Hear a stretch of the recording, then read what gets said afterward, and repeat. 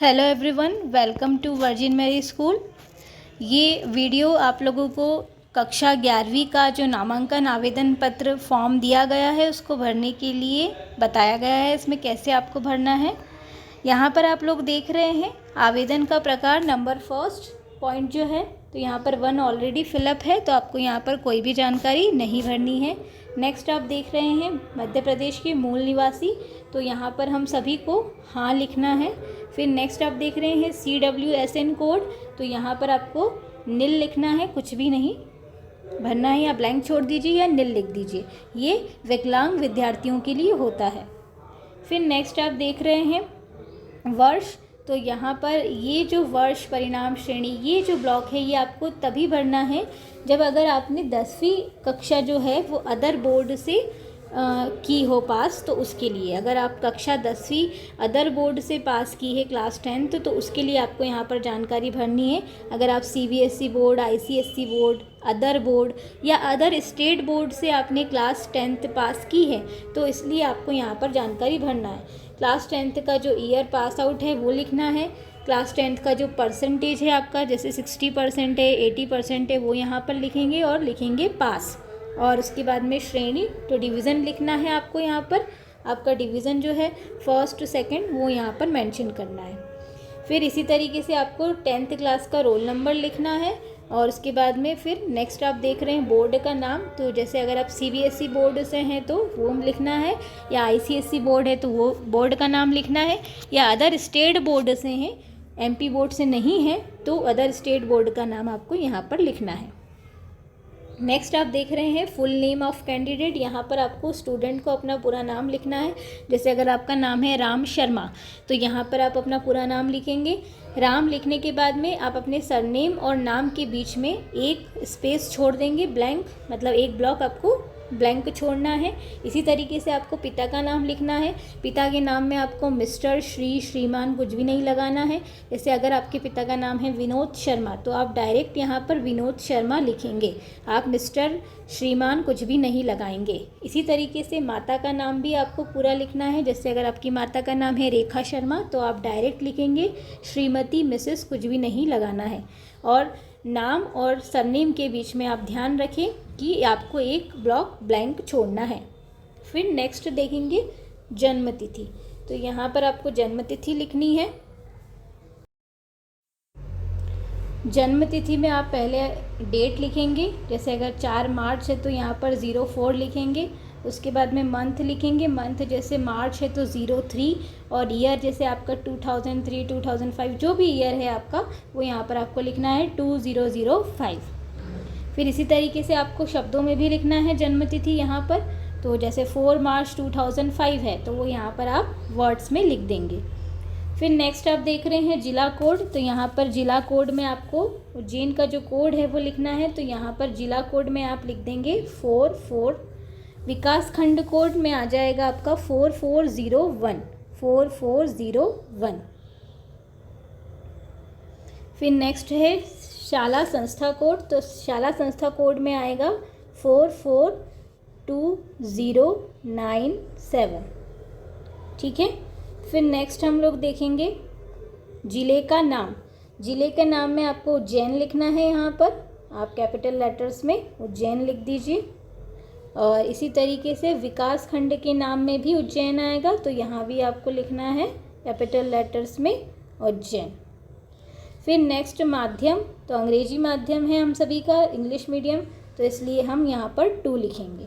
फिर नेक्स्ट है सेक्शन, तो सेक्शन में आपको कुछ भी मेंशन नहीं करना है, इसको आप क्रॉस कर दीजिए। फिर नेक्स्ट आप देखिए, नेक्स्ट आपका लिखा है भाषा विषय नंबर 7, तो यहाँ पर आपको प्रथम भाषा में लिखना है अंग्रेजी, इंग्लिश। ठीक है, तो यहाँ पर आप सभी लिख दीजिए इंग्लिश। और उसके बाद में इंग्लिश लिखने के बाद में उसका कोड भी लिखना है आपको ब्लॉक में, तो यहाँ पर कोड लिखेंगे आप 052।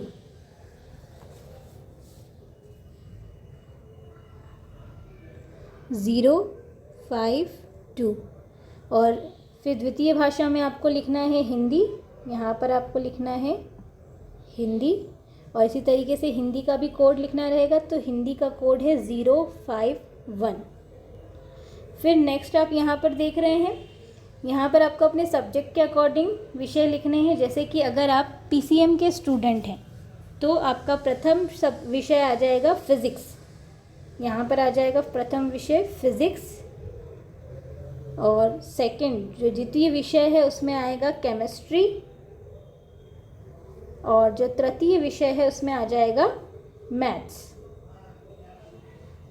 इसी तरीके से इनके कोड भी लिखना है। तो फिज़िक्स के लिए जो कोड आएगा वो आएगा 210, केमिस्ट्री के लिए कोड आएगा 220, और मैथ्स के लिए जो कोड आएगा वो है 150। तो इस तरीके से पीसीएम के स्टूडेंट को फिल करना है। अगर आप पीसीबी बायोलॉजी साइंस के स्टूडेंट हैं तो उसके लिए आपको प्रथम विषय में फ़िज़िक्स लिखना है, द्वितीय विषय में केमिस्ट्री लिखना है, और तृतीय विषय में बायोलॉजी लिखना है। इनके आपको कोड भी फिलअप करना रहेंगे। तो कोड आप किस तरीके से भरेंगे, वैसे ही जैसे फ़िज़िक्स में आपको लिखना है 210, केमिस्ट्री में लिखना है 220, और बायो में लिखना है 231। फिर नेक्स्ट, अगर आप कॉमर्स के स्टूडेंट हैं तो यहाँ पर आपको किस तरीके से सब्जेक्ट लिखना है। अगर आपका सब्जेक्ट है कॉमर्स प्लस मैथ्स तो आप प्रथम विषय में लिखेंगे बिजनेस स्टडीज़, द्वितीय विषय में लिखेंगे अकाउंट्स, और तृतीय विषय में लिखेंगे मैथ्स। जो आपका ऑप्शनल सब्जेक्ट है वो आपको तृतीय विषय में लिखना है। इसी तरीके से अगर आप कॉमर्स प्लस आईपी के स्टूडेंट हैं तो प्रथम विषय में बिजनेस स्टडीज़, द्वितीय विषय में अकाउंट्स, और जो तृतीय विषय है उसमें आईपी आ जाएगा। और इसी तरीके से अगर आप कॉमर्स प्लस इकोनॉमिक्स के स्टूडेंट हैं तो तृतीय विषय में आप इकोनॉमिक्स लिख देंगे। प्रथम विषय और द्वितीय विषय में बिजनेस स्टडीज़ और अकाउंट्स आएगा।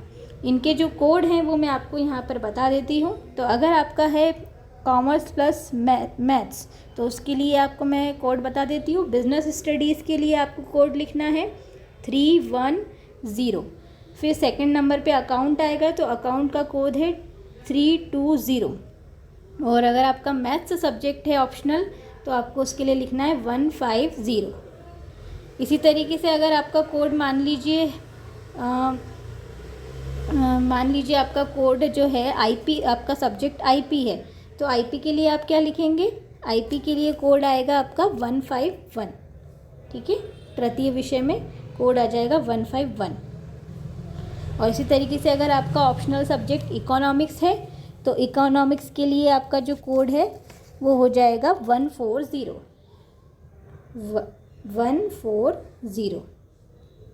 ठीक है।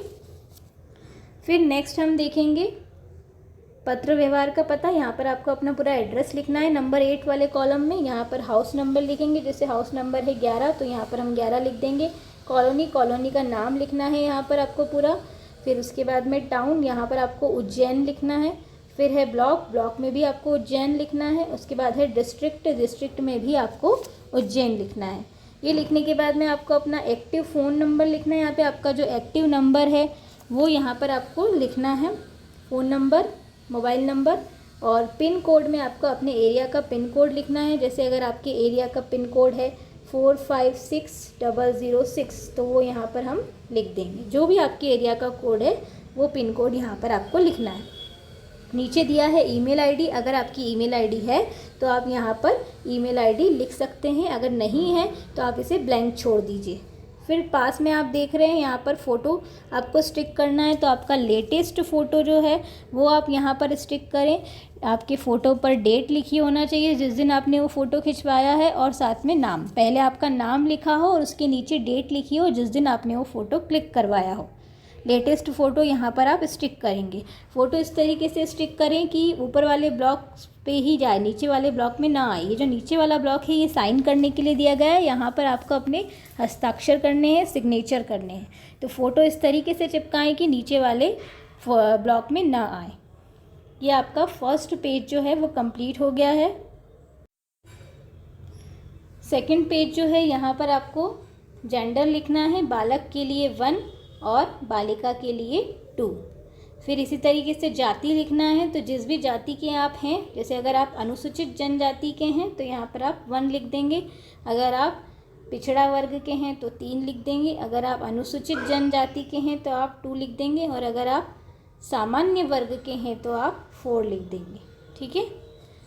अगर आप अनुसूचित जाति, पिछड़ा वर्ग या अनुसूचित जनजाति के हैं तो आपको यहाँ पर जो जगह दी हुई है यहाँ पर उपजाति भी लिखनी है, तो यहाँ पर आप उपजाति करके डैश लगा के अपनी जाति लिख दीजिए। जैसे अगर अनुसूचित जाति के हैं तो कौन सी जाति के हैं, बलई जाति के, तो यहाँ पर उपजाति करके आप बलई लिख दीजिए।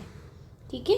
तो आपको अपनी उपजाति भी लिखनी है, क्योंकि इस फॉर्म के साथ में आपको अपना कास्ट सर्टिफिकेट की फ़ोटोकॉपी भी लगानी है, तो जो आपकी जाति है वो यहाँ पर आप मेंशन कर दें, और साथ में कास्ट सर्टिफिकेट भी फ़ोटोकॉपी भी लगानी है। यहाँ पर 10 नंबर पे आपको डॉक्यूमेंट्स बताए हैं, कौन कौन से डॉक्यूमेंट्स आपको सबमिट करने हैं इसके साथ, तो मैं आपको बता देती हूँ।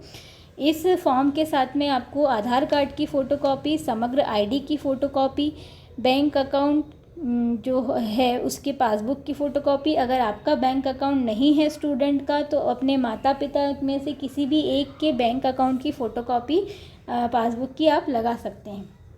इसके बाद में आपको कास्ट सर्टिफिकेट की फ़ोटोकॉपी लगानी है, अगर आप SC ST या OBC जाति से हैं तो, और आपको अपने क्लास 10th की जो मार्कशीट है उसकी फ़ोटोकॉपी लगानी है। अगर आप दूसरे स्कूल से आए हैं, मतलब अगर आपका न्यू एडमिशन है तो आपको TC लगानी है, TC ओरिजिनल लगानी है। अगर आप TC सबमिट कर चुके हैं स्कूल में ऑलरेडी तो आप उसकी फ़ोटोकॉपी लगा दीजिए फॉर्म के साथ में, आपके पास अगर अवेलेबल हो तो। फिर नेक्स्ट आपको नीचे यहाँ पर साइन करने हैं परीक्षार्थी के हस्ताक्षर, यहाँ पर आप वही सिग्नेचर करेंगे जो आपने फ़ोटो के नीचे किए थे ब्लॉक में। और फिर उसके बाद में नीचे नेक्स्ट आप देखेंगे यहाँ पर दिनांक में आपको कुछ भी नहीं लिखना है, संस्था क्रमांक में यहाँ पर संस्था क्रमांक आ जाएगा, जो अभी मैंने आपको बताया था वही सेम संस्था क्रमांक आपको यहाँ पर लिखना है 442097। फिर संस्था का नाम, तो यहाँ पर संस्था के नाम में आप पूरा स्कूल का नाम लिख देंगे, Virgin Mary higher secondary school. फिर ये वाला जो है हस्ताक्षर पद मुद्रा सहित, यहाँ पर आपको कुछ भी नहीं लिखना है, ये ब्लैंक छोड़ देना है। तो इस तरीके से आपको ये फॉर्म फिल करना है। Thank you.